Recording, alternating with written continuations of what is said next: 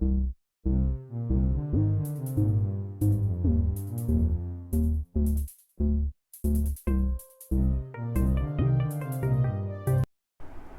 Students, welcome to my YouTube channel commerce classes by Vishal sir. आप सभी का मेरे YouTube channel commerce classes by Vishal sir में एक बार फिर से हार्दिक स्वागत है।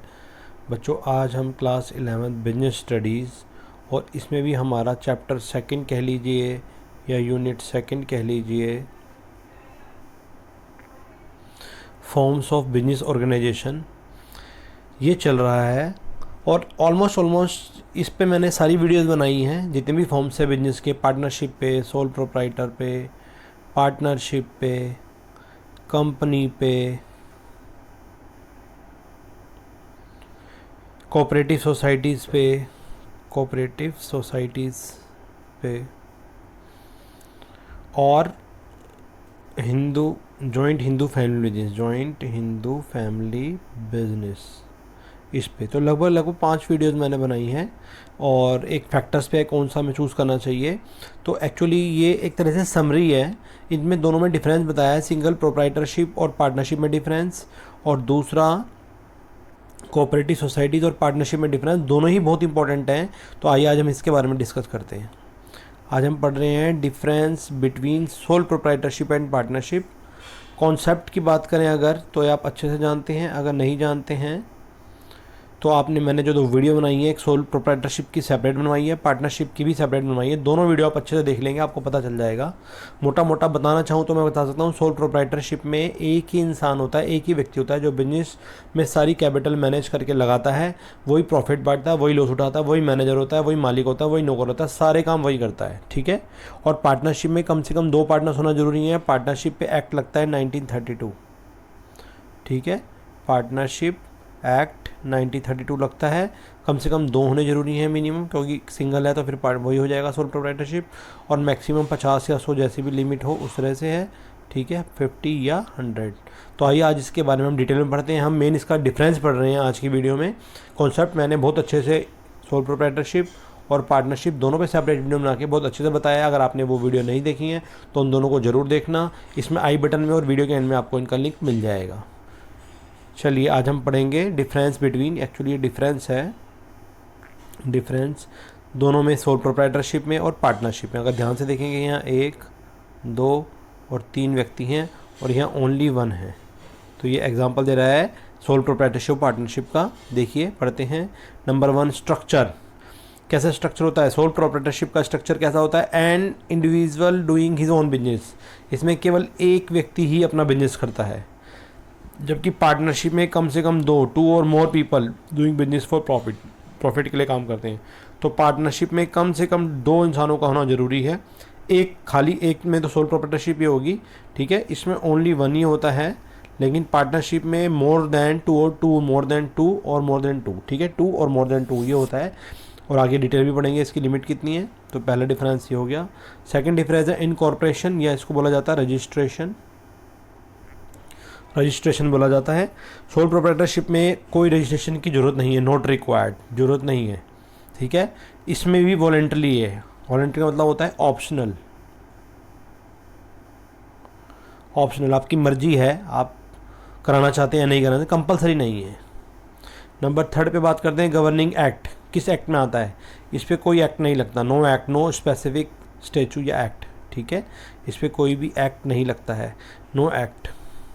ठीक, इसमें लगता है इंडियन पार्टनरशिप एक्ट 1932। ठीक है। नंबर 4 पे बात कर रहे हैं मिनिमम मेंबर्स, ओनली 1 ही हैं, और इसमें मिनिमम कितने होने चाहिए? 2, क्योंकि पार्टनरशिप में तो कम से कम 2 होने चाहिए। लायबिलिटी की बात कर रहे हैं हम। लायबिलिटी कितनी है इसमें? Borne by proprietor only. सिर्फ सारी की सारी जितनी भी लायबिलिटी होती है सोल प्रोप्राइटरशिप में मालिक खुद उठाता है, प्रोप्राइटर खुद उठाता है। और इसमें शेयर्ड बाय पार्टनर्स, जितने भी पार्टनर्स हैं आपस में शेयर कर लेते हैं। नंबर 6 हम पढ़ रहे हैं ड्यूरेशन। इसमें ड्यूरेशन कब होती है? अनसर्टेन, कोई ड्यूरेशन नहीं है। और इसमें depends on the desire and capacity of the partners. ठीक है, बहुत सारे तरह की पार्टनरशिप होती है। पार्टनरशिप एट विल होती है। ठीक है, और पार्टनरशिप जनरल पार्टनरशिप होती है, स्पेसिफिक पार्टनरशिप होती है। तो इसमें डिपेंड करता है पार्टनर्स का, जब तक म्यूचुअल अंडरस्टैंडिंग चल रही है, उनकी केमिस्ट्री बहुत अच्छी चल रही है, तो पार्टनरशिप चलती रहती है, ठीक है। जबकि इसमें ड्यूरेशन अनसर्टेन है, ये कब तक भी चल सकती है और ये कल भी ख़त्म हो सकती है, मालिक की डेथ हो जाए, हो सकता है 50 साल जी जाए, 50 साल भी चल सकती है। फिर हम बात कर रहे हैं सोल प्रोप्राइटरशिप, मैनेजमेंट की। 7th है मैनेजमेंट। मैनेजमेंट में सोल प्रोप्राइटरशिप और पार्टनरशिप में डिफरेंस पढ़ रहे हैं। इसकी मैनेजमेंट कैसी होती है? Inefficient management. एफिशिएंट नहीं होती होगी, एक ही व्यक्ति होता है, वही मालिक होता है, वही मैनेजर होता है, सब कुछ वही होता है। तो एक व्यक्ति एक अच्छी मैनेजमेंट अपने आप से नहीं कर सकता, उसके डिसीजन जरूर नहीं है कि सारे के सारे ठीक है। तो लिमिटेड सप्लाई ऑफ स्किल्स मिलता है यहाँ पर। बट यहाँ पर 4-5 पार्टनर होते हैं, कम से कम 2 तो होते ही हैं। तो collectively skill of partnership leads to different efficient management, मतलब इससे तो बेटर होती है,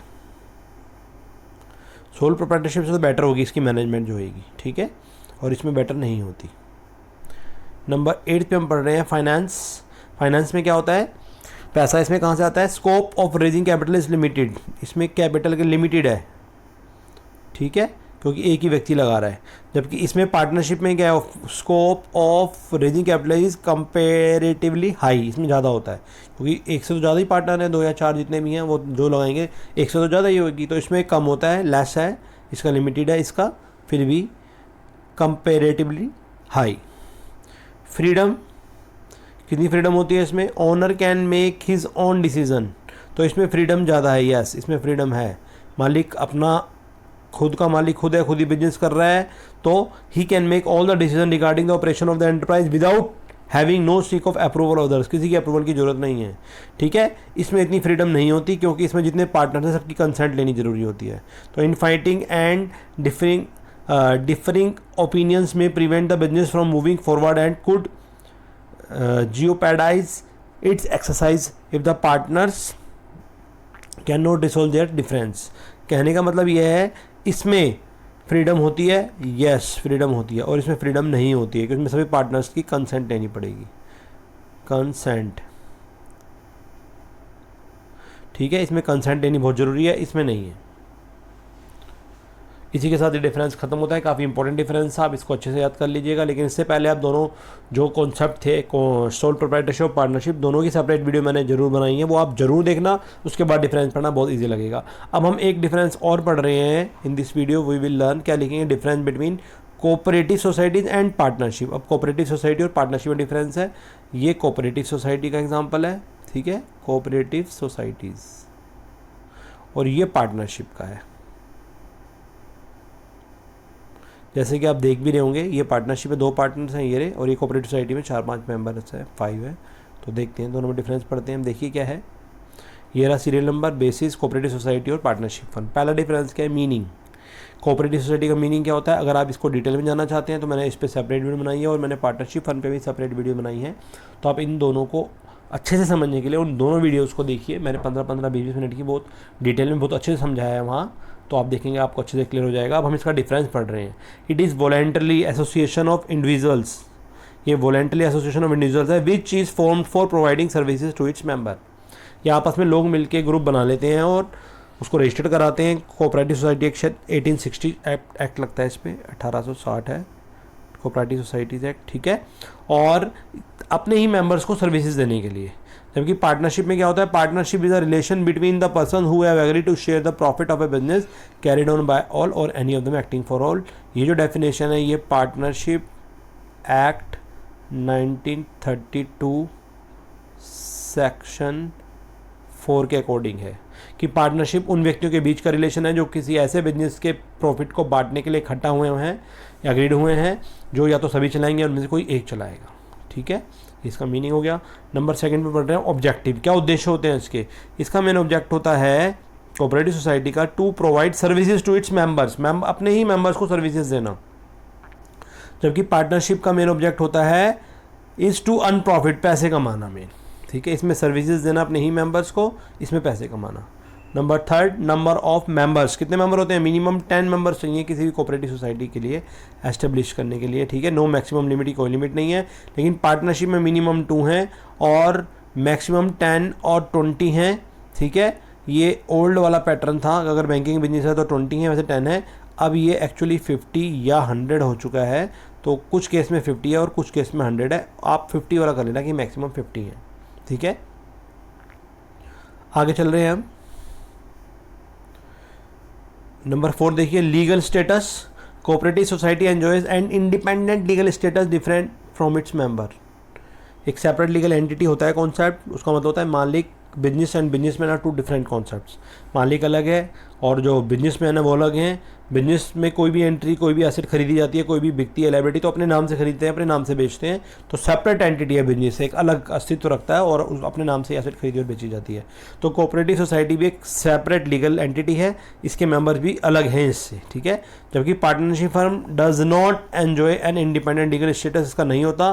पार्टनरशिप और पार्टनरशिप फर्म के जो पार्टनर्स हैं दोनों एक ही माने जाते हैं। अगर कोई पार्टनर गड़बड़ करता है, सारे के सारे रिस्पॉन्सिबल होंगे उसमें। Transferability of shares. Shares can be transferred by the member. इसमें किए जा सकते हैं, यस कर सकते हैं, इसमें नहीं कर सकते पार्टनरशिप में। No partner can transfer his share without consent of other partners या मेंबर्स, ठीक है। दूसरे पार्टनर की सहमति के बिना कोई भी पार्टनर शेयर अपने ट्रांसफ़र नहीं कर सकता, ठीक है। तो अब हम ये जो टॉपिक है ख़त्म होता है। आई होप आपको ये डिफरेंस समझ में आया होगा, लेकिन इसको अच्छे से समझने के लिए मैं एक बार फिर आपसे रिक्वेस्ट करूँगा कि आप सबसे पहले सोल प्रोप्राइटरशिप, पार्टनरशिप और कोऑपरेटिव सोसाइटी, तीनों पे मैंने सेपरेट वीडियो बनाई है फॉर्म्स ऑफ बिजनेस ऑर्गेनाइजेशन में। आप उनको अच्छे से देखें और उनको समझें ध्यान से, उसके बाद डिफरेंस करेंगे। तो ये मोस्ट इंपॉर्टेंट डिफरेंस है, एग्जाम्स में आते हैं, आपको बहुत अच्छे से क्लियर हो जाएंगे, ठीक है। अगर आपको वीडियो अच्छी लगे तो इसे लाइक करें, मेरे चैनल को सब्सक्राइब करें, अपने जैसे फ्रेंड्स में शेयर ज़रूर करें। और मैंने अकाउंट्स में भी बहुत 11th क्लास के बच्चों के लिए बहुत सारी वीडियोस बना रखी हैं। मेरे चैनल पे जाके प्लेलिस्ट चेक करें, उसमें सारी वीडियो आपको सीक्वेंस में मिल जाएगी। पहले अकाउंटिंग क्वेश्चन, फिर जनरल एंट्रीज मैंने सब बताई हैं। आप अच्छे से उन्हें सीखें और आगे बहुत जल्दी और हम सिलेबस कवर करेंगे इसमें धीरे धीरे। और आपके बड़े भाई बहनों के लिए मैंने 12th में भी अकाउंट्स और बिजनेस की बहुत सारी वीडियो बनाई हैं, उनको भी आप मोटिवेट करें और इस चैनल को ज़्यादा से ज़्यादा शेयर करें। इसी के साथ आप सभी का इस चैनल को देखने के लिए बहुत बहुत धन्यवाद।